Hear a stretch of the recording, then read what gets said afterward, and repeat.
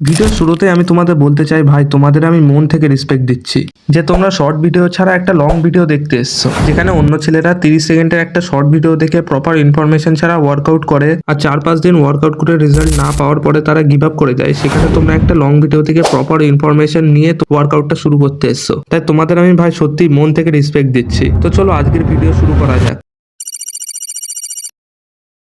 আজকের ভিডিওতে আমরা দেখবো যে ফোরামটার সাইজ আমরা কি করে বড় করতে পারি আর এর কতটা ইম্প্যাক্ট আমাদের ওভারঅল ফিটনেসের উপরে হতে পারে। So let's begin. এখানে অনেক কয়জন আছো যারা ফোরামের গুরুত্ব ঠিকভাবে বোঝো না। Like when you work on your arm, a lot of people just focus on biceps and triceps. যদি তোমাদের ফোরাম শক্তিশালী না হয় তাহলে তোমরা বেশি ওয়েট তুলতে পারবে না। এছাড়াও ডেডলিফট, পুল আপ, এমনকি বেঞ্চ প্রেসেও সাহায্য করে তোমাদের এই ফোরাম। দ্যাটস মিন শুধু ভালো দেখার জন্য না, ভালো পারফরমেন্সের জন্য তোমাদের ফোরামটাকে গ্রো করতে হবে। নাও লেটস টক অ্যাবাউট কি ফোরাম বড় করার উপায় কি কি, and there are few exercise that really help you to build your forearm. এটা বেসিক বাট সো ইফেক্টিভ।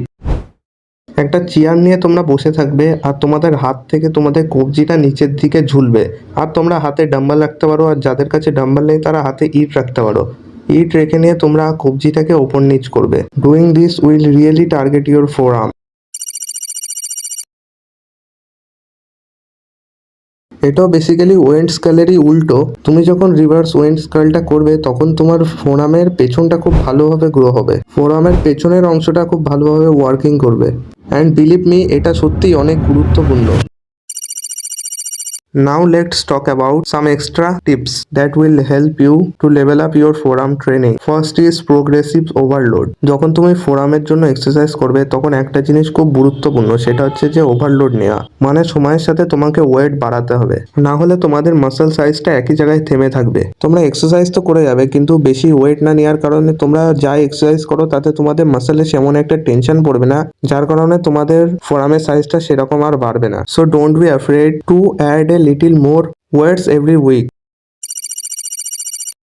আমাদের সেকেন্ড পয়েন্ট হচ্ছে ফ্রিকুয়েন্সি। যদি তোমরা চাও যে তোমাদের ফোরামটা বড় হোক, তা তোমাদের সপ্তাহে 2 থেকে 3 দিন ফোরামের এক্সারসাইজ রাখতেই হবে। আর আমি তোমাদের বলবো যে এটা কম করে 2 দিনই রাখো, 3 দিন যেতে হবে না, কারণ মাসল রিকভার হওয়ার জন্য তোমাদের একটা দিন দিতেই হবে। আর যদি তোমরা ওভারলোড ট্রেনিং করো তাহলে তোমাদের মাসল রিকভার হওয়ার জন্য 48 ঘন্টার থেকেও বেশি টাইম লাগতে পারে। আমার মতে বলে যে তোমরা সানডে ট্রেনিং করো, তারপরে 2 দিনের গ্যাপ নিয়ে আবার একদিন ট্রেনিং করো, তারপর আবার 2 দিনের গ্যাপ নিয়ে আবার একদিন ট্রেনিং করো। এইভাবে তোমরা ফোরামের এক্সারসাইজটা ট্রেনিং করতে পারবে প্রতি সপ্তাহে 2 বার।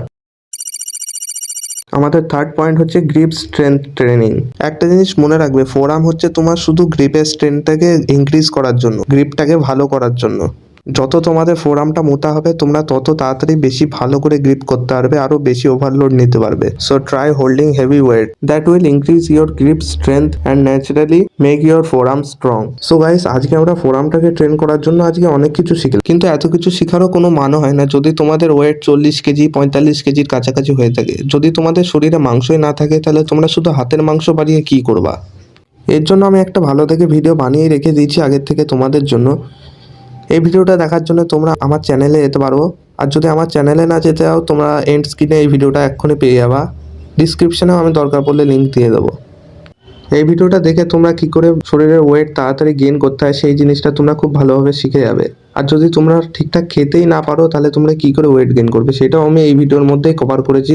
তো তোমরা ভিডিওটা গিয়ে ভালো করে দেখে নেবা। Thanks for watching. আর আমার তোমার সাথে দেখা হবে সেই ওই ভিডিওটাতে গিয়ে।